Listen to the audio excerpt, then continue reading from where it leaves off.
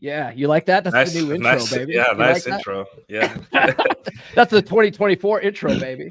Yeah, I've been trying to find like a synth kind of theme song for my intros too, but it's hard because there's so much, and which one do I choose? You know, like I so wanted much to good use stuff. my favorite one so far is what's it called? It's called Future Club by Perturbator. Mhm. And oh my God, the man himself, Thor. Skull, What you are son of you a bitch. doing here, sir? You should be recovering. I have a double dose of Amosquita mushrooms, berserker style. So You if I start decided to come foaming at the mouth, let everybody know it's okay. Oh man, out. man, Right. it's good to see you, Thor. It really is. Good Because to see you guys too. yeah, I mean, if I you don't guys, actually really see you out the left side, but I hear you, and I can see on the left. There's a little bit of spatial dysphoria, which Yeah. is freaking bizarre as hell. If I see anything black on the ground, it looks like a void hole, and it feels like it's sucking me in. It's very strange. oh, Whoa. that But does hopefully sound that'll go strange. away. Oh, I hope it goes away soon. That's weird. Jeez. Oh, You know dude, how they say you look in the void long enough, it sucks you in? It's the first Yeah. thing I started seeing when I saw a black carpet on the ground. I'm like, oh, this is not good, man. This is not good. oh man, yeah, that's But, scary. But I'm glad you're here, Thor, because honestly, today we're going to really plug your GoFundMe. Okay. So you could talk about some of this yourself. I wanted to show this because our friend Glenn Lawrence put this together to help show people like what it is that we're trying to do here, if you don't mind. I'm very touched. Yes. What's going on, everybody? It's your boy, Glenn Lawrence, and I got some unfortunate news to share. Our good friend, RP Thor, is currently in the hospital with the brain tumor. And it looks like they're going to be needing to do surgery soon. Now, normally, I wouldn't worry, because Thor is like, what? The God amongst men. What's going to stop him? If thousands of volts of electricity couldn't take him out, I highly doubt a little whatever in his noggin is going to stop him. But it definitely will slow him down. And see, that's where the problem is. See, Thor's wife, Missy, she was involved in a horrible accident that left her in need of care around the clock. And that's what Thor's been doing, besides working and podcasting and coaching you guys. Yeah, pretty crazy. But now with him going under the knife and him going to need time to recover, his biggest worry is not that he's going to make it through. His biggest worry is, I need someone to take care of Missy. I need her to make sure that she has help. And that's where you come in. Donate at the link behind me, and you could help us fund Missy's in-home care provider during the time that Thor is recovering. So please, let's band together as men, as brothers, and let's go help a brother in need. Help him like he's helped you. I'm RP Thor, and welcome to the Dragon Ship.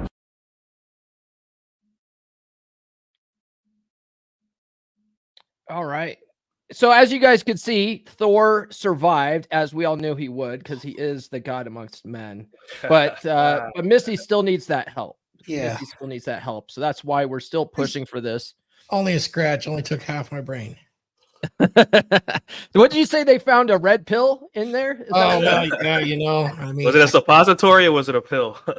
well, here's the thing. It must have some tendrils because, you know, they got in there, just scratch, you know, couldn't see. And they got something the size of a lemon out of there, and it ended up being, you know, this giant red pill. And I woke up as like this Biden supporter, and I started really liking rainbows and shit.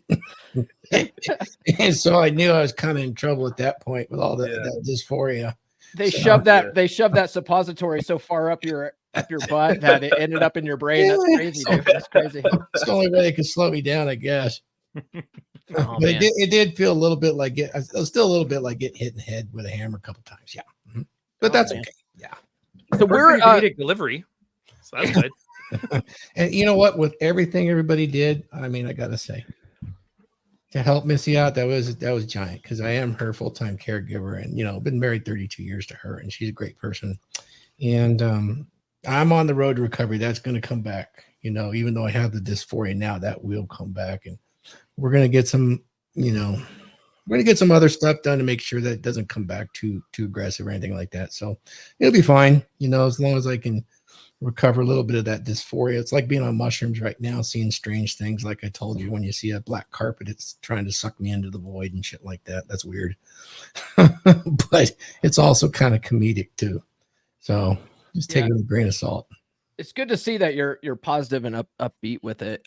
I do want to say that the GoFundMe, we're now up to 24,422. I checked right before the show. I'd like to see it get up to at least 25K, if not 30K. If we can do it, 30K. You guys think we could do that? Can I do a couple of shout outs to a couple people? I was so moved. Yeah, please. And those, it was just so moving. It was hard to watch because I didn't see it till I got back. And yeah, those bowel movements were big too. But no, on a serious note, Tristan Andrew, unfreaking believable Bitcoin donation. Thank you. Pearl, you know, I don't know what to say. That was pretty amazing. And then, you know, Rule Zero guys, Sterling Cooper came immediately in, and I got immediate care for her, which was pretty amazing. And of course, with Glenn and Paul jumping in, all the Rule Zero guys. I didn't ask for any of that. Would not. I did have some contingencies, but to see what everybody did really tells me a lot about this community at its core, and not what's been projected upon us out there in the public as the whipping boys. It's not like that at all. So thanks everybody, and shout out to those folks. Yeah, we really appreciate everything everyone's done. So the topic today, I mean, besides helping Thor out, actually came from Nuke. Nuke suggested that we talk about the myth of the lonely old man today as the topic. If you guys are unaware, Rollo wrote a blog article about this back in 2011. I'll drop a link to that in the chat here. 13 years ago to today. Yeah, or 13 years ago, September 2011. Yeah, that's good. That's a good one. It's one of the first ones I read. That's a good one. Yeah, it definitely makes you think. And to make this easier, I thought we could, you know, go through the key concepts of the article and not just, you know, read it verbatim. And then just go around the horn, just discuss them. And Nuke, let's start with you, since this was your idea. You also just did a stream about this like yesterday, right? Correct. Yeah. Or Thursday. Yeah. Thursday. Okay. So the first key concept here is loneliness as a societal construct. So Rollo discusses how society amplifies the fear of loneliness, particularly in Western culture, leading individuals to prioritize relationships over personal growth and independence. What are your thoughts on that, Nuke?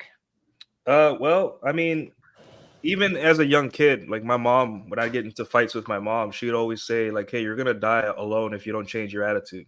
Right. And then it's just like that, using that fear to manipulate guys into thinking that marriage is some kind of blissful, solve all my problems goal that I have to have in my life. And then they end up divorced, or, you know, just their life ruined because they decided to make their happiness another person's problem, when in reality, girl or no girl, old or young, you're still you, and you don't have to depend on someone else to take away your loneliness. You know, if you're lonely, just go outside and hang with your friends or something. But yeah.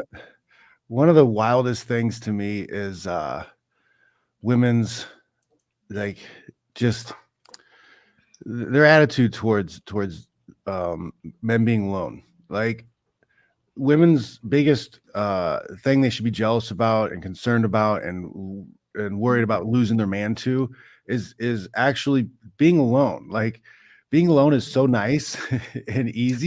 Trust me, yes it is. And stress-free, and like, I can do whatever I want whenever I want.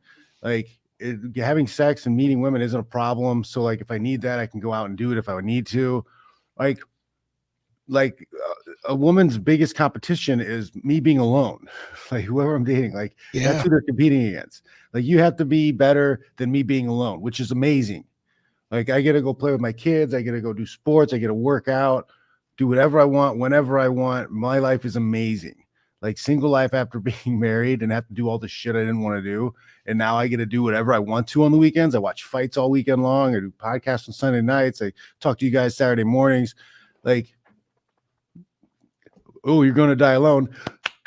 Pretty, that sounds pretty nice to me. Really? Yeah. Really? Promise? You promise me I'm going to be alone more? There's a lot of guys out there that are afraid just to be alone though. Like they get out of a relationship, they are up in their heads all the time, that the silence is deafening, and they'll complain about that stuff. It's like, it's a struggle at first maybe, but it's good to learn to be alone and enjoy your own company.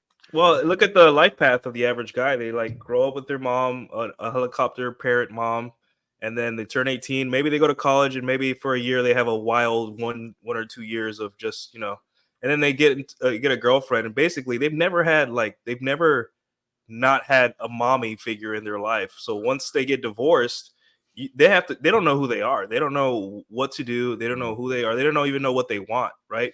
And it's hard. The hardest part for guys to like unplug is to figure out, hey, I can do this. Like, yeah, it's like the cheesecake metaphor I use. Like, you can go to the store, get a whole ass cheesecake. Everyone's gonna be like, oh, that's nice. He has a work party or a birthday. You go pay for it. No one checks that you're gonna eat it all yourself, using your hands that night. They just assume that you're gonna share it with other people, and you realize like no one really cares. But these guys think that, hey, like I don't know who I am. I've had a mommy my whole life to tell me what to do. Yeah, there's a lot of guys too. They feel awkward going to places alone, like going to a movie theater alone, right? Going to a bowling alley alone feels weird at first, maybe, but yet, just like you said, no one cares about the cheesecake. No one cares that you're at the bowling alley alone. No, literally, no one cares. In fact, you'll find that if you're at a place like that, a bowling alley where there's people next to you in the next lane over, they'll start talking to you and stuff. They'll invite you. They'll probably invite you if you're not a douchebag. Yeah, for sure. Yeah. Anyway, all right. So the next, let's go with the next concept here: transitioning from mother to wife. So Rollo highlights the lack of intermission for men between dependency on their mothers and entering relationships, hindering the development of true independence and self-reliance. You were already touching on that a little bit, Nuke. Ryan, you want to chime in on this? You're busily working away there. Yeah, well, I don't know. This is the part where I always suck at these conversations. Everybody has this. I was raised like a latchkey kid. Nobody ever told me what to do. I was Gen Xers with their latchkeys. I was a latchkey kid also. I'm a millennial. Yeah. It's just we were rural. I don't know what to say. Oh, okay. I was right on the cusp. Yeah. Like first year. No, that's what gets me. Everybody has been swaddled and they're being told what to do, which I think makes it a lot harder than it should be to choose your own path. For me, that was the one part about Red Pill I actually enjoyed, was this myth of the lonely old man. I'm like, it's so foreign to me. It's like you speaking to me in French, actually Spanish. I can speak French. You know what I mean? So I like listening about this stuff, and I always like the material on it. But part of me always wonders, like, is this a real guy, or is this like everybody just assumes it's a real guy, but nobody's ever met him? So I actually kind of like seeing you guys swapping notes on it. So I get to learn a little bit about this weird part of the human condition, Yeah, I always found that weird too, because I've always been so content with being alone. Yeah. I wasn't exactly a latchkey kid, but like growing up kind of rural, like I got up in the morning, ate breakfast, watched my shows, and then went outside until my mom yelled for lunch, and then came back and ate, and then went outside again, and just disappeared into the woods or whatever. I remember that. Remember that, like, don't come home until dinner? Like you were forbidden from being in the house? I remember that shit. Well, we got yelled at. I got yelled at. Inside or out. Inside or out. Pick one. Yeah. Right? Pick one, because I kept going in and out of the door. So no, go outside, stay there, or stay inside. Like they didn't want to hear the door open and shut. Yeah, like that. Similar to Ryan, I was a latchkey kid also, and I absolutely loved it. I'd come home from school, play video games, go to my friend's house, do whatever I wanted. Didn't work on my homework, got bad grades, all that fun stuff. And then when I was married, I hated my wife so much that anytime she would leave town, she'd take our kids and go visit family up in San Francisco and stuff like that. I'd be like, yeah, I got to work. I can't take time off. Sorry. And I would just have a whole week to myself. I love the solitude of it. But then I found myself, being single just being so used to having people around that it was a mind shift change, you know. Yeah. And I had to get back into enjoying being, you know, by myself and enjoying my own solitude again. So I can understand why guys do that. But I had a little bit of an issue when I first split with my ex, and I had days away from the kids because I was used to doing so much all the time with the kids and so engaged with the kids every single day that I would just pace in my apartment for a while because I was just getting used to like not having something to do. I had to learn how to be alone again. Well, that's interesting. You know, I have kind of a cure to being alone. We're really not all that alone all the time. We're always with ourselves, right? And really, when you get, the only time I bother by being alone is when like I can't finish a mission and people are depending on me. Then it kind of gets frustrating. But the cure is so simple. It's taking an action, any freaking action, right, wrong, and indifferent. That action always makes it go away. And I'll tell you, just going through this brain surgery in the first week, you know, of course you're going to be there alone. You're going to die alone. You're on the table, all that stuff. But I will say something that surprised me and was really interesting. And I'm so grateful for, and I just got to get it off my chest. Every single woman that I've had a relationship, intimate, acquaintance, everything, was crawling over each other to fight there to get to support me. And that was something I did not expect. Because for them to think that I was alone facing it was really hard for them. I haven't fully grasped my mind around that yet. But for me, it is what it is. It's a valley I got to cross, you know. And I was going to take any action I had to because action cures that right there. You feeling desperate, take an action. I mean, if the only action I could do is to get up and take a leak, guess what? I'm getting up, taking a leak. That's it. yeah. Let's take I want to take a minute to just check to see GoFundMe. Guys, you guys are sending super chats. Instead of sending super chats, send your money to the GoFundMe, okay? We're trying to raise money for Thor today. I don't see it. I don't know if it takes a while for GoFundMe to update, but I haven't seen any new ones since we started. So some of you guys are slacking out there. Get to it, guys. So the next concept is the title of the article, which is The Myth of the Lonely Old Man. So Rollo critiques the societal myth that portrays unmarried men as destined for a lonely and unfulfilled existence, challenging its validity and impact on men's decision-making. Do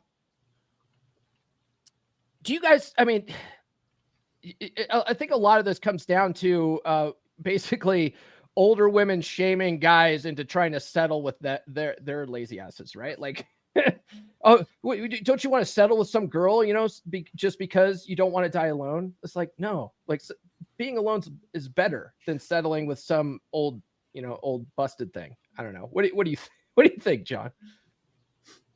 Yeah. 100%. Like, I don't know, man.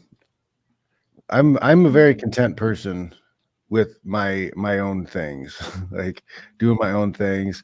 And when I was single, I didn't have a problem like going out and meeting women, going out and meeting people, going out and go. You know, I lived downtown San Jose for a year when I first got split or divorced, whatever. And you know, if I did start pacing the apartment, I didn't know what to do, or I didn't have shit to going on. I just went downstairs and went outside because it was downtown. So I had coffee shops and bars and restaurants and things I went to. So I had a regular route of places I would just walk around and go to, you know, eat. I would eat at the bar at a restaurant by myself, meet people, talk to the bartenders. I had met so many people. Like, I was never alone, but I was also free to leave and disappear, do my Irish goodbyes whenever I wanted to. Like, it was pretty great. Sure. So Siege asks, will I be reading regular chats if they donate to the GoFundMe? Yes. If you say that you donated to the GoFundMe, I'll read your chat. How's that? Come on, guys. Come on. Honestly, I think that's something a lot of guys never really learn that they should learn, because if you're not comfortable being alone, it manifests in so many ways. Like, for example, a lot of guys, they'll get into arguments with their wife and their wife pulls the silent treatment. You guys, I'm sure everybody's seen this, and you can always tell when there's a guy who's like afraid of abandonment doesn't like being alone, any of that shit, because they have to fill the space with noise, you know? Yeah. Like they have to talk whenever there's a silence. It's a negotiation thing for work too. A lot of times you'll make an offer to somebody and then your negotiation tactic is to shut up and let them start negotiating against themselves. Yeah. And it kind of ties into one of these things. I love this when guys finally take the red pill. They learn assertiveness to be, comfortable with that. One of the things they notice is that I've left like 20% of my paycheck on the table because I was afraid to be assertive of it, or I kept negotiating against myself when I'm talking to my boss about a raise. It's such a fundamental skill. I hate that once you get good enough at it, you forget that it's a problem that real guys face anymore, which I think is why like there's like a shelf life to this space. I swear. It's like next year I'm going to turn a roosh, find Orthodox Christianity and start talking about fornication. I already thought you were Orthodox Christian. Oh God, no. My mom's a Baptist. Oh, Come on over to Odinism. I mean, I already lost my eye. Pretty soon I'll be Odin and not Thor. So No, I gave up on that stuff. And my mom told me when I was like a kid, she's like, if you're not going to believe in anything, you might as well still be a Baptist. I'm like, well, "All right, fair enough." there's no more ice giants around, so I don't know. Odinism looks pretty good right now. yeah, right now it's a clean slate. Yeah. Guys, Nice. Siege D says he donated $50. Thank you so much, man. Appreciate that. Oh yeah, I love you, brother. Thank you. It definitely helps. Immediately she got care, and it's a big deal. Let's see here. I just got a message too from one of my beer club guys that he just made his third donation. So thank you so much, Ed. Appreciate that, man. Do you guys remember the trucker that was crying and he went viral? I think you guys did a little zero. That's basically one of the people that we're talking about that doesn't understand about being alone. And I think there's a disconnect, like Ryan said, with guys have learned to be alone because it's just so nice, right? Especially the younger guys if you scroll through Instagram reels and you like bro culture and gym culture stuff like I do, and I scroll through my reels, it's a lot of guys saying, "Oh, I'm going to be alone on Christmas. I'm going to be alone on Valentine's Day," and I'm just saying, look, there's going to be a time in your life where you may or may not be married. You may or may not like your wife. Hopefully you do. And you're going to look back at these lonely days and you're going to be like, man, all I had to worry about was like waking up, making myself some coffee, going for a walk and doing whatever I wanted all the time. I'm not saying that loneliness is the best or not the best. I'm just saying it's just another part of your life. So enjoy it while you can, because if you don't, being alone isn't the same as being lonely, right? Yeah. God, we sound like 35-year-old chicks who can't find a man. That's you know what? I funny. like being alone. Well, I think they're My just jealous. cats keep me company. I don't I do have two need cats. no women. I don't need no women. Jesus. The next concept is feminized framing of the myth. So Rollo explored how this myth is used by society, particularly by framing it as a shaming tactic to pressure men into conforming to traditional relationship norms. Jack joined us a little bit late. Jack, Thoughts on that? first of all, good to see you, Thor. Good to see you, brother. Missed you. Hope you're doing well. You know, it's been a week. So. I am easily missed. I know it. Paul, could you repeat that? Yes. So one of the key concepts in the myth of the lonely man is feminized framing of the myth. Basically, it's used as a shaming tactic to make men conform to relationship norms. Oh, yeah, pretty much. But in all honesty, like I've heard it less from females than males. Like I've heard it more from men. Like, oh, you want to get married, right? You want to do this. You want to start that. Like you want to achieve something where it's like, yeah, putting your dick in a woman and squirting your baby jam into her is an achievement where it's like, okay, cool. Now you've got some crotch spawn. Now what? It's like, oh, achievement unlocked, where it's like, there are people who don't want it. There are people who want it, blessed be they, and the people who don't want it, bless them too. But this whole shaming thing where it's like, be like me, it worked for me, and if you're not like me, you're telling me I could have chose differently, and I don't like that. I don't like to be told indirectly that I could have made different choices. Not saying better choices, I leave that in the middle, but different choices. Man, that well said. That is well something. Do my best, but that is something they don't like. Like, wait, you're telling me I could have been 35-year-old on a futon, living by myself and still being happy, instead of worrying about the mortgage for a house that's way too big for shit I don't need to impress people I don't like.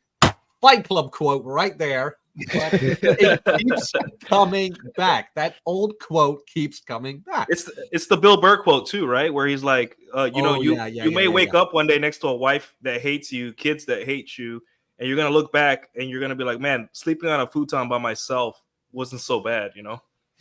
Yeah, in your 30s, there was something because he was talking about pre-divorce guys that they came up to him and be like, I'm 35, I'm back with my parents and blah, blah, blah, living on a futon. And his point was that would be better than laying next to somebody in a king-size bed who doesn't even love you or wants to touch you. That would be. Yeah. That would be. I mean, Ryan said it. Going to the bathroom to jack off because she won't touch you. Ryan just said it. Being lonely and like being alone is different. You can be lonely and surrounded by people. Yes. Like, that's hell.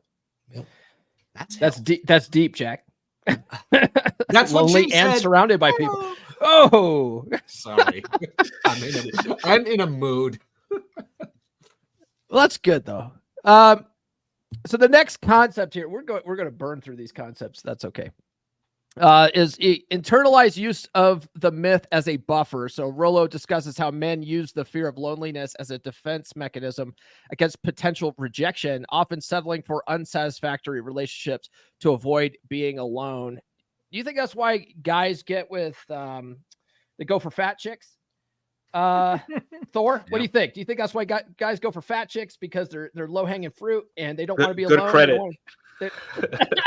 Well, there's a lot of reasons, and I mean, to summarize it, you know, what does Rollo say? Men and women are better together than they are apart. So there's always that instinctual drive to be together with it and cast our legacy in the future, however that may be, whether you want to or not. There is that internal drive, and the beauty of the red pill is you can create something that's really nice to do that if you choose to do so by becoming better. But guys get together with fat girls a lot of times because, look, they just want a girl that'll touch their pee-pee. Let's be honest. And, you know, sometimes that's the only ones that will, you know, is those that don't have the options to, you know, get the men they want. And so they'll take anything they can get. And I do understand that. They called that the thirst. Patrice O'Neill had really good skets on that. Sketches, whatever. Comedic sketches on men being so desperate just for that sexual attention that they'll take anything. Yeah. Fat chick at the foam cannon party. It's okay. Nobody's watching. There's too much to call them. You could just put it all over. Just don't take her to brunch. We're talking about the myth of the lonely old man today, but there is also the myth of the thin older leagues. woman. Myth of leagues, right? So I did a stream I don't know, several weeks ago now about how the concept of leagues. Yeah, it's not a myth for guys that don't want to put any kind of work in and don't want to, you know, work on fixing their attractiveness and anything like that. Then yeah, like psychology shows that people tend to get with, you know, similar attractive people, but that's where, you know, no one tries to level up and make themselves better and go to the gym and become a better looking person, you know, because you can have any kind of girl you want if you learn game, you know, you work on your physical appearance a little bit, even if it's just dressing better.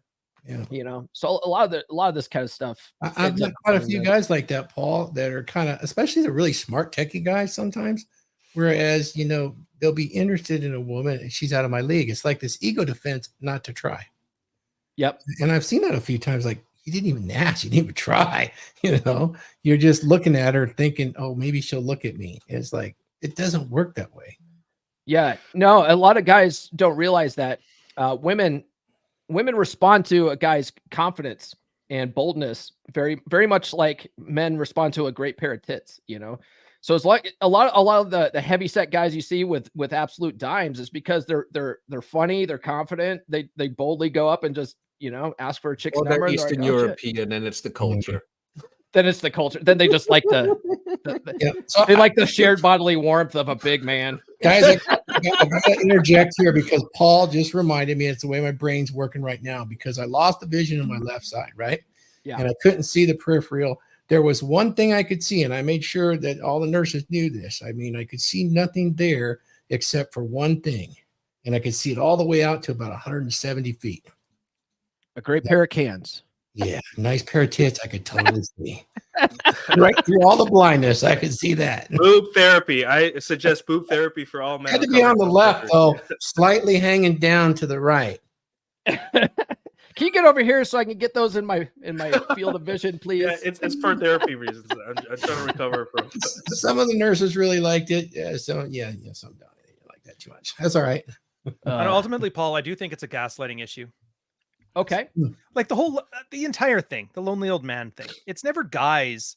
Like guys may say this, but they aren't the ones who made up this idea. It's women. It's women who are usually, I mean, you see it online, which I don't know how representative it is of the world, but there's women that are aged 28 to 35, miserable, alone.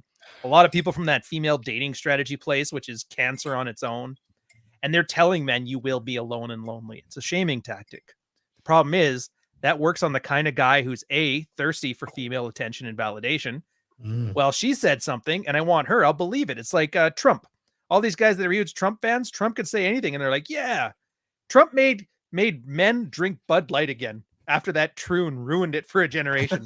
That's how powerful validation is. I thought it was Rob. I thought Rob made everyone drink Bud Light again. Oh, Rob didn't care. He'll suck a dick as long as he gets a butt out of it.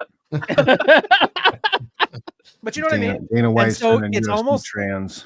Yeah, it's almost like watching people who still wear COVID masks. They're outing themselves as like a Morlocks and Eloy. It's a special race of people that are simping for women. They're thirsty for validation, and they're worried about being alone and lonely. It's like, dude, yeah, I could get it if it's like I want a family someday.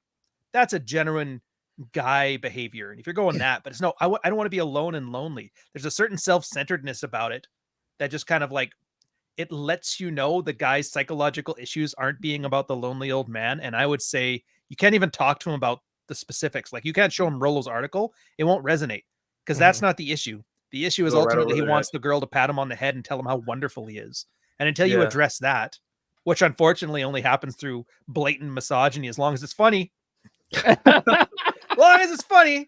Hence, this is actually a comedian show. This is actually a comedian panel. Funny misogyny is the best misogyny. Yeah. Well, it's like if you're not having fun with it, what's the point of hating women?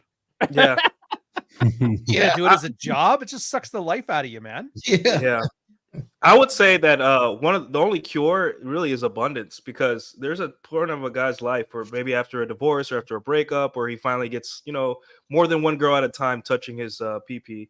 He starts realizing, wait, this girl just got up, left my apartment with a smile on her face, and I get to play video games now, or I get to do whatever I want now. This is like, and I don't need to get married or be in a relationship, and I get to choose who I want to be with now. And then slowly over time, I start realizing, wait, I just spent a whole week by myself. I mean, I hung out with my friends, but I didn't have a girl live with me for a week, and I'm fine, and I'm like at peace, and I'm doing my thing. A lot of guys go to the abundance thing. A lot of guys do they date with sniper mentality. They go from serial monogamy, relationship to relationship. The first time a guy bangs multiple chicks in a single weekend, a switch flips in their head. They're like, oh shit, wait a second. Wait a second, this is possible? It's like they're scared. They're like my dog when he's like walking in the middle of the night, just slowly putting one paw in front of the other. He's trying to go somewhere, but he's just scared. He doesn't know where he's going.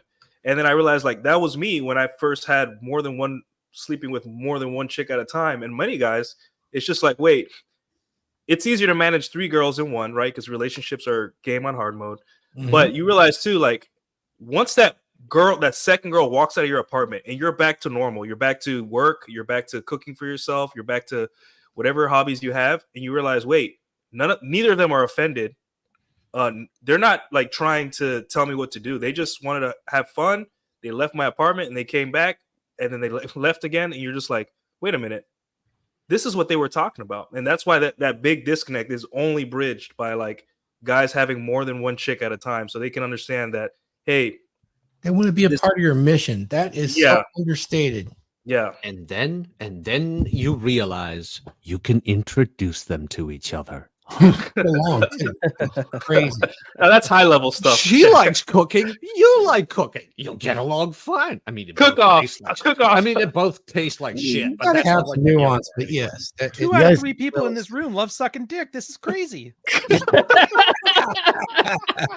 Or 3 out of 3. I'm not judging. Ryan's the best. You think this is could be related to like the longhouse? It's like you don't want to live in the woods your whole life, do you?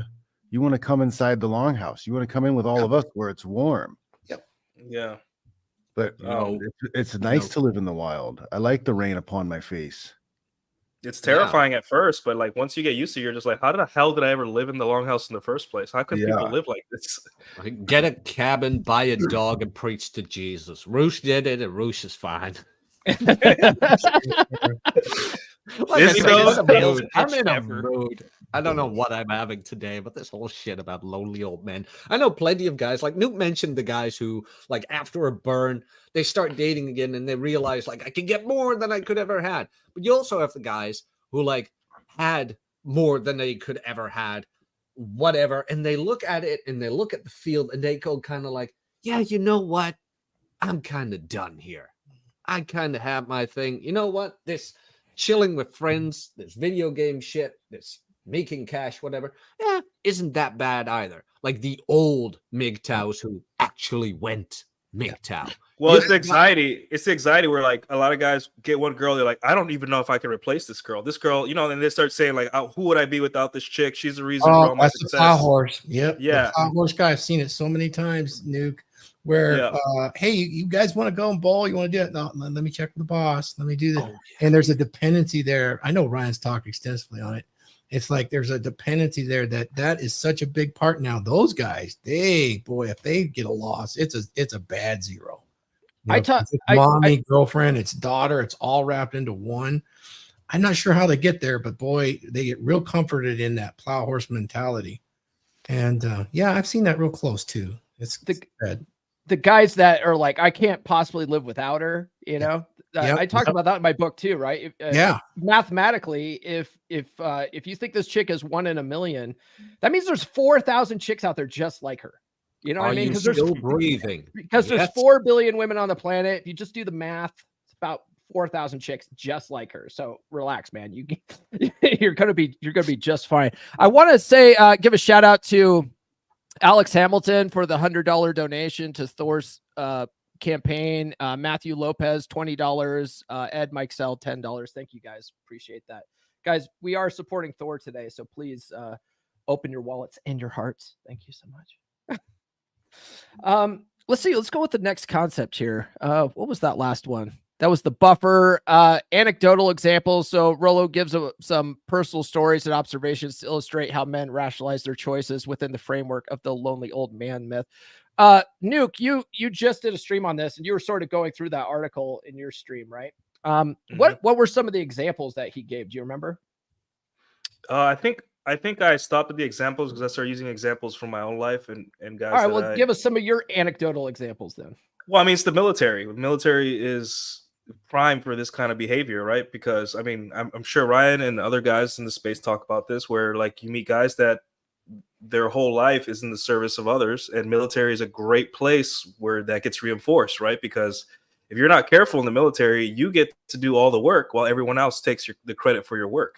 And then when you screw up in the military, you take all the flack, and the guys that used to take all the credit for your good work are like, wow, I don't see how this would have happened. He was so competent, you know. Happened to me like 3 times, and then that's when I realized, like, I got to get out of here. This military stuff ain't for me. Not because military is bad. It's just the division and department I was in was like kind of like that, so I had to leave. And did you ever get that your response or their fault, your responsibility speech for any of your direct reports or no? Yep. Yeah. And then one team, one fight, which is when you do good, everyone takes credit for what you do. When you screw up, everyone looks at you and just like, wow, dude. Wow, I can't believe you. Now I have to sweep, or now we're all in trouble because of you, even though you pull us out of like 5 bad situations and you saved everyone. That's so that extreme ownership thing, yeah. Yeah, like, and you know, we have mental models for all of this, but I mean, I have countless examples, but I would say, like, and as a guy who was a son husband, I was a son husband, right? Where my mom and dad are still married, but my mom was trying to make me into a safe little beta for her to, you know, because my dad was like kind of like an alpha asshole, old school Latino guy, right? And I love both of them to death, but she would say, hey, if you don't change your attitude, you're going to be alone. And, you know, as a kid, you're like, whatever, mom. But that kind of like, it's really deep inside of your brain, that programming, especially from your mother. And then you grow up and then you have these blind kind of like moments of your life where you're like, wait, I just slept with 3 girls in the last 2 weeks. What the fuck am I doing? I'm losing myself. I'm becoming a degenerate, or, you know, this isn't right. And then you realize, wait, I'm actually happier than I've ever been in my whole life. You know, it's Hey, like your mom warned you. Yeah, remember Peter Griffin in that one episode of Family Guy where he comes out, he's like, "Why are we not funding this?" That's that moment that guys come out like they have when they finally, you know, get out of the longhouse, so to speak. So yeah, military will teach you plenty about the longhouse, and it's not until guys are either in a mental hospital facing the captain or facing their boss's boss when they realize, wait, I pressed one button on a laptop, it caused half the plant to shut down, and I was told last week I was the best guy they have, and now I'm getting my license removed, and everyone says I suck. Yeah, I'm done here. This is too crazy. You guys gotta figure out whether I'm good or bad. Either way, I'm finishing my contract and I'm out of here. So yeah.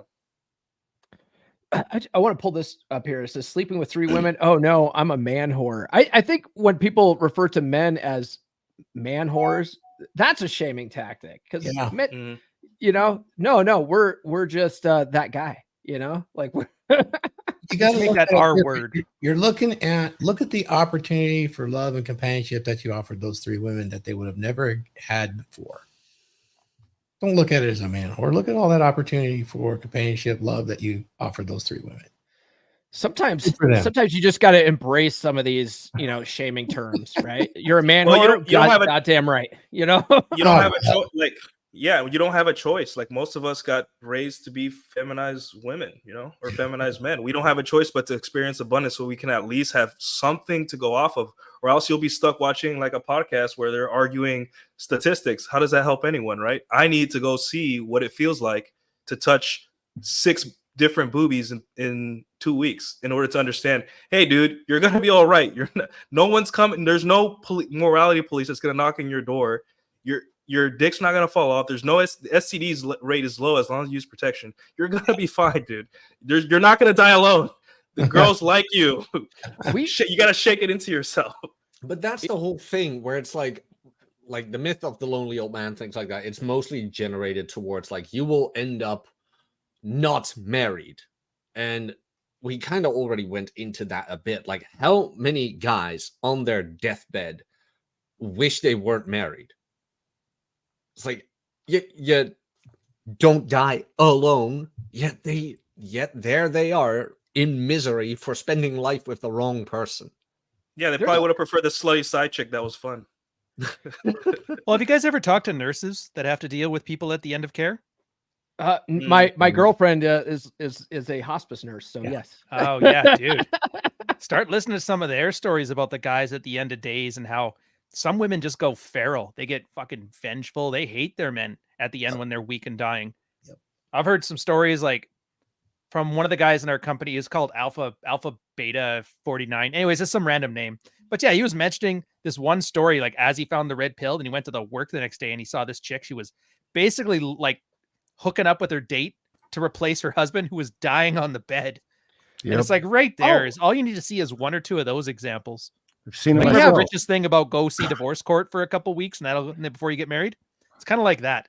Go to the hospice. No, I've seen it myself. I had a friend whose wife's like, well, when we got married, I didn't sign up for this. Yep. Like, I didn't sign up for your cancer. For better and worse? Jesus. Yeah. Like, we had so nurse chick had a guy who was relatively young. And I say young because he was like, I don't know, in his 40s, and he was dying of cancer, and he was one of her patients.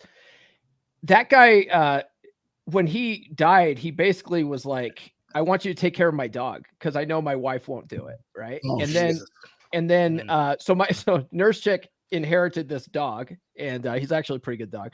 She basically didn't take care of any of it. That dog had like all sorts of medical problems, and nurse chick took care of all of them. And that guy, the chick, literally like a week after his funeral, was already like shacking up with some dude because that was already in the background. She basically like checked out mentally well before that, and Nurse Chick was basically in touch with all the family members and the daughter of the guy, because that was like his second wife or whatever. The daughter was like, oh yeah, she's cheated on him like at least 4 times in their marriage and stuff. Like, she don't give a shit, So it's like marriage is no protection. Yeah, it's no protection against other women's nature. I mean, you might end up married, sure, but at what cost? There's no protection against their nature. I mean, everybody's aware that Missy had her neck broken, was paralyzed from C6 down. And so that's such a severe injury. We joined some groups. One of the saddest things to see in there is the amount of men that suffer these injuries, and the women do not stay. They can't see the man as not the man. And with that kind of an injury, it just time eats it away, and it's a really tough thing. Now, it happens to the women too. This isn't an on and off, but it tends to lean more that way. And we saw it, and it's a tough thing that I do reach out and try to help with. But I think it's got to be. Unless you're Matt Walsh, then it doesn't apply to you. God, fuck Matt Walsh. Ryan's favorite. Start calling him Ron Burgundy, because whatever's on the teleprompter, he'll just read it. Like, fuck. Hey, the F trophy king. Go fuck yourself, San Diego. Yeah. I'm pretty sure it means the whale's vagina. You guys won't not see it now. You're like, oh my God. Yeah, because Clary had that big rant about how he says the opposite thing from week to week. It's because he just reads what Ben tells him to, because he wants that sweet, those 50 pieces of silver. Well, when he was reading, isn't it? When he was doing that last interview where he was like holding the cigar like a 13-year-old. Did he ever smoke it, or was he just holding it for effect? I didn't even watch it. I just saw clips of it. Well, the thing is, like, you could tell the way his eyes were shifting and how he was not like looking at anyone. He was explaining to him. He was trying to convince himself that, oh, there's no way my wife could leave me. I'm Matt Walsh. I'm this and I'm that. I'm like, dude, like, you could see the fear. Like, I've known that look. I've seen that look so many times with my friends in the military when their girl starts like distancing themselves from them. It's like, because they know all around them it's happening, but they're next. Did you see that with him? Holy shit. Yeah, I saw the look. Yeah, it's the look where the eyes are shifty and they kind of like do this. They start looking and start talking towards like the ground. They know. Yeah, you got me thinking now about that restaurant he's sitting at. He's like, I'm moderately internet famous. Do you know who the fuck I am? Moderately. The lady's like, are you on TikTok? I don't get it. Yeah. Did you make the Stanley Cup? What's your deal? Yeah, fucking Stanley Cup. Stanley Cup was an experiment on how to market to women. I'm how to market lead poisoning to women. Yeah.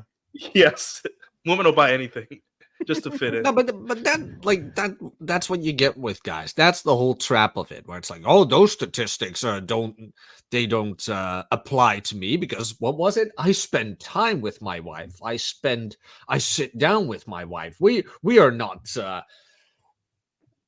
included in that, where it's like, if you would just admit that it could happen, you would already be in such a better place. Mm-hmm. But no, it's like, no, I spend time with her. I sit down with her. But it's like, no, all of that doesn't matter when shit hits the fan. Not your Christianity, not how many minutes you spent with her. It's not like the nice guy card where it's like, look, I spent 1,060 minutes with you. Now you can't leave me. It doesn't work. It doesn't work like that. That's such a guy thing too, though, Jack, too. Remember that where guys during like a Super Bowl run would start wearing the same pair of socks every day, otherwise the 49ers wouldn't win? It's kind of like that. That's what Walsh is doing now. I have coffee on Tuesdays. Our marriage is fine. It's like, guys have no idea. Guys have no idea that women have a "what have you done for me lately" sort of mentality. It's all about how she feels right now, and all the attaboys you got fucking 20 years ago mean jack shit. It means nothing. It's meaningless. Nothing. It doesn't. Yeah. Look at buy a dog. They're more loyal. The Matt Walsh divorce meltdown will be unreal. Can you imagine if he shows up on fucking? I fantasize about it. One of our channels. He's just like, all right, you guys were right the whole time. Shit. I will make an ad for that. Steven Crowder has got nothing on this one. What makes you think he'll learn? What makes you think he'll learn his lesson, though? right? Oh, Crowder didn't. do you guys ever see guys in the comments or whatever talking about how, you know, they've married like 4 women or whatever? I saw one the other day where a guy is talking about how he was in the military and he married one chick, got cheated on, divorced her, married another chick. He basically ended up marrying 5 chicks. He's like, now that I got out of the military and I'm in my 40s, I got married to my 5th wife and she hasn't left me yet. It's like 5 times, fucker. Like you didn't learn after like the first 1 or 2. Like, some guys that are like Ric Flair, you know, they just keep getting married. They just keep getting married and keep paying fucking alimony. Like, what are you doing? I mean, maybe he has so much cash, he just wants to burn it. He's like, I have no need for material possessions. You know what? Yeah. I'm just gonna get married and burn it all the way like that. If Ric Flair really had that much money, he wouldn't keep having Ric Flair's last match every fucking 2 years. You I know? gotta look at it like this. Sometimes, you know, you get some good dogs. I could have a lot of dogs. Up here, that's a I'll Quebec be thing, honest. by the way. My bosses, every French petty officer I ever had 3 ex-wives and a 4th on the way. It was crazy. It was almost like you have to have a Dodge Charger out of basic training and 3 ex-wives by the time you get your NCOs. Yep. Requirements, job requirements. Yeah. I also Oh, want to say it's man. a Catholic thing because of Quebec was mostly a Catholic province too. Oh, I see. Confirm or deny? Do the Protestants do this or? Jack, aren't you Catholic? Do you eat fish? Sure. What? Do Well, I eat don't know. fish? I don't know what the Dutch believe in. I don't even. I know Other my than mother- black, do you just I know my worship mother Black was a Pete or what? I don't know. Protestant. Naked around a Yeah. bonfire? What The is the church Dutch is religion? unrecognizable. No, What I do you have think? no idea. I have no idea. But like the keep getting married thing, it's not that common here that I know of. Usually it's the one, and then it's like, yeah, no, we tried. Let's not. I think that's going to go away. I mean, it's such a sunk cost right now, and everybody's learning it. Hard. They all men have to learn it the hard way, though. They really have to fucking learn it the hard way. I don't unfortunately. think it's necessarily that. I don't- It's because they learn it the hard way. Because I also think there's a lot of like, what's the benefit from it that's coming for a lot of guys. Like, I wouldn't say like guys are waking up or whatever, but guys, like, when they look at the economy and everything, even from that perspective, they think to themselves like, why should I? Yeah. Why? Like, I can't even take care of myself right now. How can I take care of somebody else and blah, blah, blah. And then like with the internet now coming up and like all these podcasts becoming more and more popular, there is a certain The medium is a message. The medium is why are there so many dating content now? Why is everyone trying to make money? It's because everyone's looking for answers, you know. No, but that's not what I Yeah. mean. But like guys are seeing more and more of like how easily girls are hooking up and things like that, and they start thinking more and more to themselves like, why would I wife that up? Why would I go to that end? Kind of thing. Yeah. So it's not necessarily like it becomes less because they got burned. It's more like everything in it is for more me? in the open. They don't It's see the more- value. yeah, What's the value in it? Yeah, What's in it for me? more in the open. What's in it for me? Things like that. Well, people underestimate, like on these podcasts, they want to play save the young men, save the West, save the young guys. They don't know. We got to save them from ourselves, prodigal son, whatever. And I can tell you, like, the average age on an aircraft carrier, which is arguably one of the most powerful weapons ever created, is 22. I mean, it's run by 22-year-olds. If 22-year-olds can run a warship with minimal supervision because all the chiefs are like either worried about their divorces or half drunk all the time. Yeah. Right? Then, Half? you know, Gonna then be all right. you know, I learned how to operate Or a they're reactor at banging 25. their divo. Yeah, or that, you know, they can think and sit down and be like, hey, you know, marriage isn't that good a deal. I'm gonna hold off until I get a little bit more knowledge, and I'm gonna read this red book that, you know, by this guy named Roger Tomassi or whatever. I don't know, whatever, this weird guy. I'm gonna read that book. And cool. There's some points. And you know what? I'm going to hold off a little bit. I don't hate women. I feel like I'm walking into something I don't know a lot about. And then the tradcons, the OF chicks, whatever faction, they're just like, young men are stupid. We got to save them from themselves. And I'm just like, you're all a part of the longhouse. We're the only ones telling you, hey, retard, why don't you go for what you want and hold it up? Yeah. Hold it I off for hated what that. They you talk wanted. about young men like they're puppies that they just found in the alleyway and want to adopt it. Like, what the fuck? Dude, they're gonna be fine. Dudes are gonna be fine. Like every day my life gets more comfortable. There's a new gadget invented, a new thing invented to make my life much easier. Society's going to be fine at least for the next 50 years. They have sex dolls now, Nuke. They have sex dolls now. So you're oh, good, really? Bro. Yeah, action figures, sex action figures for men. Where do you guys get your sex dolls? Do they talk Men back? don't play with dolls. Dude, Do they I get them from the whatever podcast. Yep, there you go. Oh my god! Action Can you- figures. Do they talk leave after back? you have sex with them? As long as they leave after you have sex with them, then I'll sign up Take for the battery out. I mean, like, do They they sell the talk back? props every week, right? Yeah. Like what Yeah. Luke said, do they talk back? Can you imagine like the guys finally get what they want, like a real life sex doll and blah blah blah, and the AI becomes so good they nag them to death. They just become super realistic. Yeah, it's like they become too real. Or Like, they have oh, the no. headache. There's like headache programming. Oh, I have a headache today. Headache It's like, programming. Well, you wanted a real one, as real as possible. yeah. Yeah, it's just, like young men are gonna be fine. Who cares? And if they're stupid, they're stupid. Like, let them burn. I don't care. Like, Well, that's, what do you want me to do? that I find that a lot of guys come to this space, and when they learn this stuff, they want to tell everybody about it. That's why everybody has a podcast. They're like, hey, did you hear about this? Did you hear about this shit? We don't have to get married if we don't want to. Isn't that weird? Isn't that Hey, weird? I just like to Isn't hang that out with- weird, Jack?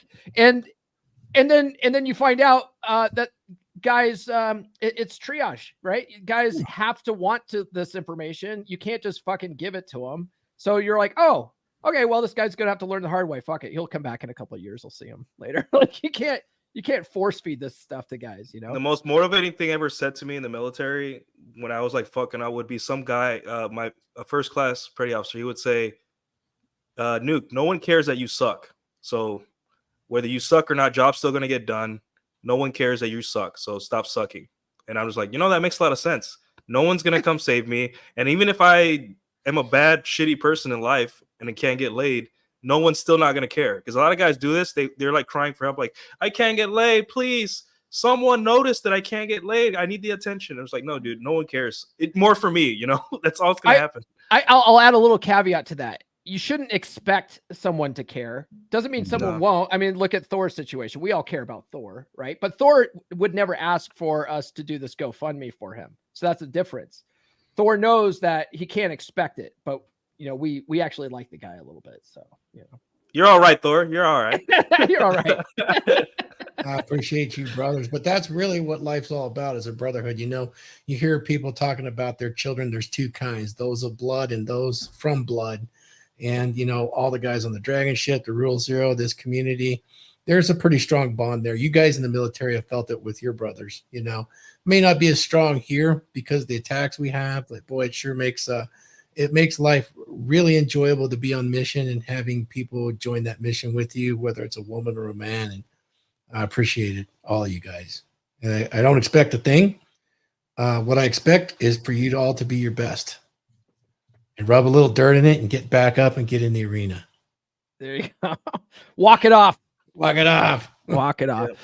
Hey, I'm going to get this really cool radiation helmet. I think I'm going to try to have it made to look like Thor's helmet, though. So, oh, please do that, please. I want to install some lights now.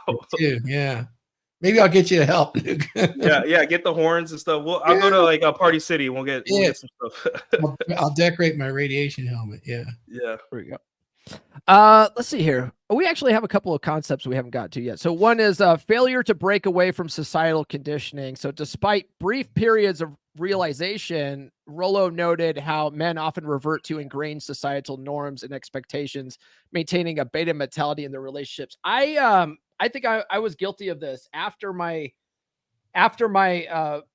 divorce. I was very much like, I'm never getting married again. There's no way. This is a bad idea, right? And then I got into my relationship with Red Pill Chick, and about 2 years into that, I started thinking, no, I could marry this girl. Yeah, I could marry this girl. Yeah, no, she's different. She's different, And then after that was over, I was like, no, I was right the whole time. And now I'm really sticking with my guns on that one. But it always takes another one, though, to like really push you off that edge. Like, oh, you thought you were a misogynist. Oh, no. Oh, no. Now you are. It's like, Jesus Christ. It's always after the second one. Wait a second. Is this the real Pearl? Is this the real Pearl? Yes or no? Yes. Yes or no? It is. Yeah. Oh, anyway, hey Pearl, hey, thanks again for that stream. When Pearl. that helped out a lot. Yeah, she's a good person, man. She's all right. So She is. critique of societal expectations. So he challenged the notion that maturity is solely defined by commitment to long-term relationships, emphasizing the importance of personal growth and independence. Man, I got married and I wasn't even 21 yet. I wasn't old enough to buy alcohol at my own wedding. That was the furthest thing from being mature when I made that fucking decision. You guys know? shit on the Dutch so much, but the legal drinking age used to be 16 here. Really? Well, man, any other country in the That was world, you right. just have to be tall enough to reach the bar, pretty much. And in right? fairness, America never got taken over by the Germans, so That's true. Read them and weep. You know what? On Canadian Navy God. ships, they have bars on board. yeah. You guys don't have that? You don't have a beer machine? No, Americans can't handle that. We have I know Starbucks. that. We have That's why you guys Starbucks. have You Oh, have Starbucks would be Starbucks. You nice. had Starbucks, Nuke. Yeah. What? Carriers have Starbucks. In Get the fairness, I'd fuck- rather have a Starbucks than a beer machine. It was like I really $6 for a cup, but yeah, we had Kill me. Starbucks. Dude, it's cheap. Only $6. Yeah. I one You're time like $10 now. Yeah. we were doing a rim pack exercise off the coast of Hawaii with a bunch of different countries, and I put in a Oh, request. must be nice. Rimpock must be nice. It was nice. It was fun, but it was that was a pleasure cruise compared to the bullshit we had. well, But anyway, continue. Well, I went on 2 Westpac deployments too, but the Okay. rim pack exercise was fun because it was just military exercises with other countries. And so I put in a request shit to go to a different country's ship just to, experience it. And they approved it. They sent me to a Chilean ship. Those guys got me absolutely fucking bombed. I was so drunk. I came back. I had to climb down, one of those rope ladders down to a rib boat and go back to my ship. I could barely climb back up. Dude, that's on purpose. We did that to the Australians too. We love Yeah. that shit. You got an Australian drunk? How's that even possible? They Dude, like turns drink out for Canadians breakfast. can drink Aussies under the table. We are really What good. the fuck? Ooh. I'm not Russians drinking with and the Canadians. then. Japanese are the only ones that are amazing compared to Canadians. Giant Drinking with livers. Canadians is fun, man, because sometimes you guys just break out into hockey fights and shit. Yeah, I just don't take it personal. It's just a fight. Yeah. I mean, Canadians need to survive the cold, man. They're bred for alcohol. Yeah, Well, you've seen our prime Canadians are minister. Wouldn't you drink? Have you seen our president? Have you seen our president? Oh yeah, you just throw one out for your old decrepit homie. Yeah. Oh, let's see. Oh, Pearl says, someone tell Thor, I'm really happy to see he's doing better. I always appreciate how kind you've been to me, Thor. Anything I can do to help. Yes. Thank you. All right. Next one here is a critique of societal expectations. Let's see here. No, we already did that one. Empowerment through independence. So Rollo encourages men to embrace their independence and resist societal pressures to settle down prematurely, advocating for personal fulfillment over societal expectations. What does that mean, Nuke? Telling the Christ Pill bros to fuck off. That's what that means. Oh. Basically. Well, yeah. It doesn't mean you can't be Christian, but I mean, you gotta. Well, the thing is, when you're a young man, I think my father told me this, or we had a conversation. He's like, my dad would give me a lot of prescriptions as a kid, right? I maybe you guys' father did that, but he would be like, why don't you invest in this? Why don't you join this? Why don't you do this, right? And I told him, Dad, the reason I'm getting so many offers from the Marines, from the Air Force, from this college or this institution to join them is because I don't know any better, right? And he's like, yeah, you got a point. And the thing is that, the best I can do is just kind of fly blind a little bit. Maybe you kind of watch me a little bit to make sure I don't do anything way too stupid. But in reality, a lot of guys fear kind of going at it alone in terms of their life path, right? So they need to tether themselves to something. I did it with the military, and it was good. It was really good for me up to a point. And then I realized, hey, this is not serving me anymore. So I gotta go. And I'm second best decision I ever made. First best decision was joining. Second best was leaving. So That's good advice. Yeah. yeah. And as I went on, I started realizing this shit is scary. Deciding I wanted to move to Dallas, and my dad was like, "Are you sure?" I wouldn't do that. And I'm like, I have to. I don't want to live here. And that's how guys they think they have to look up to somebody or they have to have a guru or a father figure or something to tell them what to do, or a politician or whatever. But in reality, dude, you got to live for yourself and do it for you. And that's too much to ask for a lot of guys. It's too scary, you know? Yeah, that excitement's the fun part of it, You know, though. I love people picking in up kids general, across the country. you know, people in general just don't fucking want to do anything for themselves or think for themselves. You have to literally grab them by the fucking hand and drag them.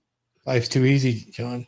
It's crazy to me. You know, I've been battling with the UFC for almost 2 decades now. And these fighters, guys who are supposed to be like big macho tough guys who beat people up, they're such pussies.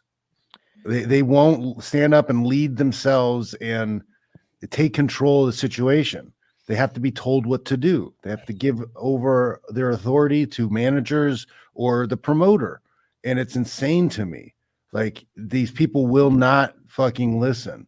You know, like, MMA is an individual sport, right? So is tennis, so is golf, right? Those are individual sports. Those are the sports that we should be comparing ourselves to. What did those sports do? The athletes created an association together and they run the fucking show, right? But fucking combat sports athletes are too fucking stupid to get their shit together to be able to do the same thing that tennis or golf did. It's crazy to me. But like, what are you going to do? So you got to live your life the best for yourself, because a lot of these people are just not, they're not going to do it on their own. I think a lot of it just comes down to a lot of men have a fear of uncertainty. You know, they just can't.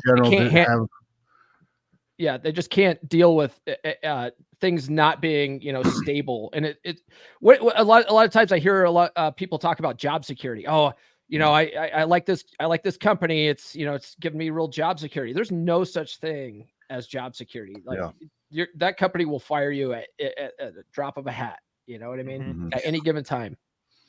There's no such thing. It's the unknown scares a lot of people.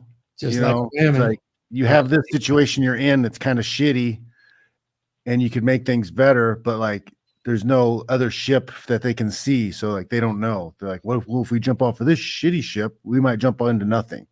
So you have to like build a whole goddamn ship for them. Yeah. Abundance mentality.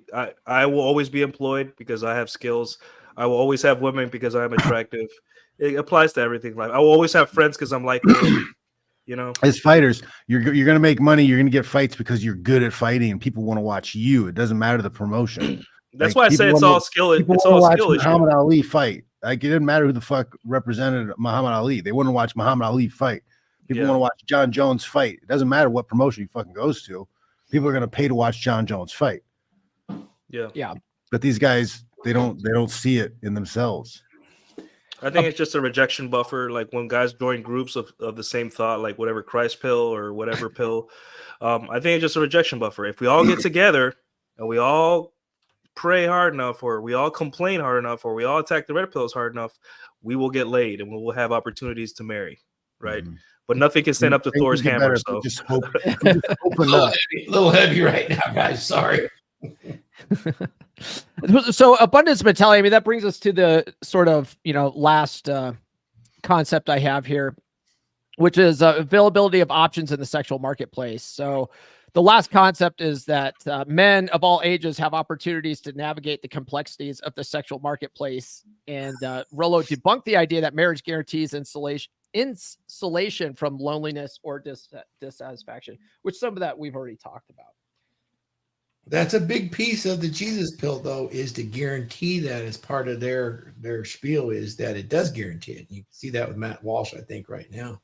Oh, no, it guarantees it. And that's just not true, unfortunately. Yeah, I talk about it in my book a little bit, too, because I know, Thor, you do recommend guys sort of do the if they want to get married, do the ceremonial wedding with an exchange of vows. But even that exchange of vows is no guarantee. You know? No guarantee at all. And when I do recommend that, there's a lot that goes with it. And really, it's the man's responsibility to put that together and for her to join his mission. It makes it a little bit more impact, but there's no guarantee. Yeah. Well, that's those are all the concepts of this. Let's we do have some super chats, so we appreciate it. Let's go through some of these super chats. And Jack's back. Here we go. Hey, Jack. Can I say a thing in the chat? Thank you, guys. I know some people were asking me some questions. I can't really type because of the dysphoria, but it doesn't really matter because Ryan saw my typing before, so it's the same. It's just as bad as it always was. Pretty much isn't there. So thank you, though. I can't really respond, but appreciate it. All right, so the first one we got Siege D sent $1.99 super chat. We'll give him this I was just gonna say it. This guy fucks. Am I right? He says, "Whoa, Thor's back." Of course he is. Of course he is. He's the God amongst men. And he picked up the hammer, so Still worthy. He's still worthy. yeah, still worthy. I'll work on swinging it later. The Smoking Patriot, $4.99 super chat. Thor's back, raising my mug of mead to you, good sir. I'm gonna give him this one. Respect the cock and tame the cunt. Goddamn right. And then we got Nonstop Dre sent a $2 super chat. He says, "Of course, Couch is too alpha to ever feel lonely." Is that true, Couch? Well, except for the alpha part. I don't think that's a good. I don't think I'm bragging about it though. I think it's just kind of one of those. Like my skin's brown. Oh shit! Really? Yeah. I don't know. Really? That's fascinating. Like not hard R brown, but soft A maybe. Soft A. Okay. Very soft A. Nonstop Dre. I'll give him another one. I was just gonna say it. This guy fucks. Am I right? People always call me weird for enjoying solitude. Well, I mean, you're weird for other reasons, I think. Yeah, I know, right? Dre's kind of weird, but we like you, Dre. Yeah. It says Matt Walsh, "God is on my side. She'll never divorce." Good luck with that, buddy. Yeah. Talking about horse people, they're everywhere. Everywhere. Little fucking bird. Would you guys, let's see. So the last one here is Nonstop Dre with a $2 super chat. Would you guys be open to get TFM? Was that turd flinging monk? I've never seen any of his stuff. Right? Who is that guy? Oh boy. Right? You know what? You know what? Just give me some time. I'll Google it. We don't have to Look for Celestina on Instagram. Oh jeez. Oh, But he is pretty intelligent though. For all his like sex doll stuff, he is pretty intelligent. Whoa. Oh, you guys Next spoiled stuff? the magic. I know. I don't need the trailer. I don't need the trailer. I'm already gonna look this up. Is turd flinging monkey a? Damn, that's a cold ass honky. Is he a cold ass honky? I don't know. Fair. He did come on the show once, like 3 years ago, Yeah. back when Donovan was still here, and I missed it that day. Red And I Bull watched. too. It was just Donovan yelling at him for 2 hours over the sex doll he couldn't understand. I was just like, Yeah. oh boy. And they had that Misandry Today guy who ended up being like some grocery store clerk, Oh, trying to pretend that like he was a guy. lawyer. Oh, it was just a train wreck. Why do I miss all the good stuff? Yeah, I always miss the good stuff. Damn it. Good's a subjective word there, Nuke. The spicy stuff, the stuff that makes me laugh. There you go. The good All stuff. right. Oh, he had Down syndrome. I forgot about that. He had the T-Rex arms. Yeah. Not Tearfilling Monkey, the Misandry guy. That guy, dude, that guy was something else, man. I love entertainment, but wow. Yeah. Yeah. That's when you remember when you're arguing with guys in the manosphere. Just remember that's who you're arguing with. Go look it up. Yeah. The Misandry Today. I can't remember what his real name is. Somebody doxed him. What about that Roman statue account? It turned out to be this like skinny, fat, weird looking dude that was like completely opposite of like the Chad Ubermensch. Like that was like in 2000. That was like pandemic. I think that was during the pandemic. Wait. Like, Which you want to narrow it account? down? Isn't there like a dozen of them? There's One like of a them's chick. 1,000 of those. Yeah, I don't remember the name. Never mind. It's probably all of them. But yeah, Well, you can tell by the content they produce, it doesn't live because it's not real. It was just yeah, it's like alpha masculinity, Roman just- statue. You know, go outside. Just meaningless platitudes. Yeah. I know that Yeah. Carnivore Aurelius was doxed to be a chick, but don't know if you Really? mean that. Yeah, Interesting. apparently that was a chick running that account, Maybe she even though liked- it. maybe she liked eating meat there. Carnivorous, you know? Yeah, I know, but she kept talking about masculinity and what men should do and blah blah blah, and all these guys were following Carnivore Aurelius. Turned out And that's how the Longhouse gets you. That's another. exactly. Oh, dude, you know what first outed her as a woman is when she showed off her bookshelf to the other autists, and they're like, it's color coded. They're like, no guy color codes his bookshelf. Run! It's a trap! It's Yeah. a trap! That's Run! something a chick would do. That's terrible. All right, let's go around. I the want to horn become a and Twitter historian. Can I become a Twitter historian just to like document all this shit? do it. Dude, you would be way bigger than this shithole. Way bigger. All right, John, let's start with you, man. Let's Oh shit. final thoughts and what are you up to? Don't worry about being alone. In fact, if you're not good with like being on your own alone, happy, if you can't do that by yourself, then you probably shouldn't be in a relationship anyways. Yeah. Right? You're depending on someone else to bring your happiness. Like you should have your life set up to where you're happy, and you don't really need a lot of people around you to operate. And then once you got that, then start adding people on. But yeah, other than that, I got my podcast, John Fish Knows Nothing, tomorrow at 7. I'm watching fights. I watched Bare Knuckles yesterday, a little bit of the One Championship. UFC is tonight. And then I got programs on Gumroad, teach you how to fight. I'm working on another one from I've got actually like 5 seminars that I recorded that I have to edit and write stuff up and get them out. I got one almost ready, so those will be coming down the pipe in the next couple months. That's about it. All right, sounds good. Nuke, what's going on, man? It all comes down to becoming your own point of origin, right?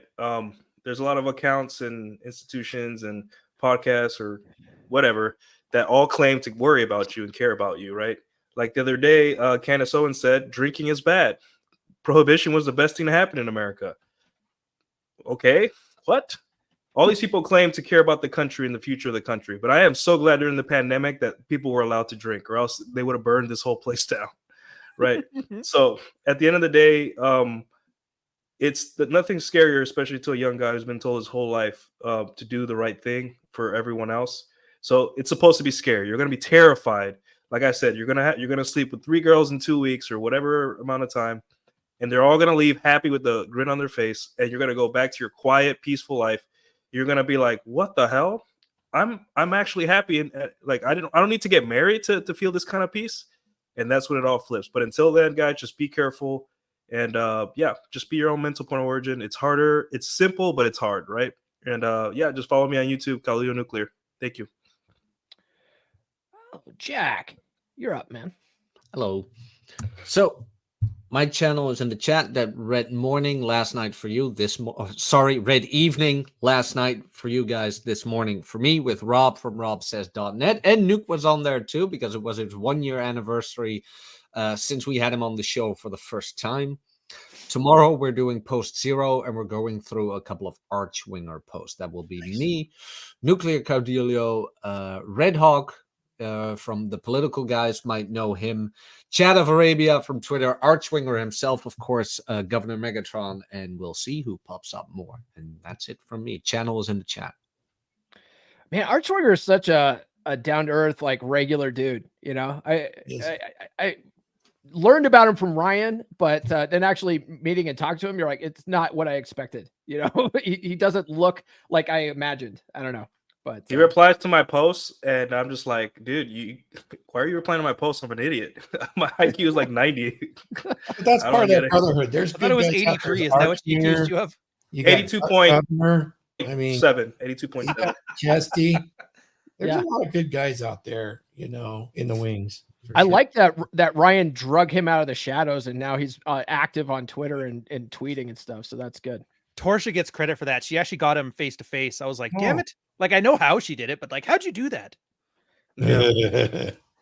Torsha got now, okay. I'm just saying. And we're keeping them. We're keeping them for ourselves on post 0, but you guys can have them sometimes. Yeah. We'll let you guys. We'll loan them out. All right, Ryan, you're up, man. Red on audio, in book, buy it. I'm getting some distance, so I'm going to start working on the hardcovers for all 3. But talking to some artists, I want to start adding some old school art stuff like they used to have in the books from the 1800s. So we'll see how T-Rex. that pans out. T-Rex, please. Yeah, and then beyond that, just checking for pennies. If you have not seen my Tekken for Pennies promo yet, just watch it. I did. It's good. Yeah, it's well worth. And that's on the gaming channel, so just join that. I'm so over the manosphere. I'm tired of this shit. Are you going to leave the manosphere here pretty soon? I have to do that video that I'm leaving the manosphere and then continue to make manosphere videos for 3 more years. Yeah. Oh, okay. That's fair. That's fair. That's Now Rollo's right. You can't leave. Yeah. I'll be sitting on Sydney Watson. She's going to ask me about the cuck article. It's you can never leave. Blood in, blood out. Yeah. Thor, man. Yeah, thanks so everybody. good to see you today. Oh man, so good to be here. Thanks everybody. Come see us on the Dragon Ship. Of course, very much appreciated people that come there, just like Rule Zero. All of them really great guys. I will say thanks to all these guys for being inspiring. It is good to see y'all, and we'll see much more of you. Thank you to the chat. I'll leave you with one thing, guys. Never sacrifice your freedom for safety.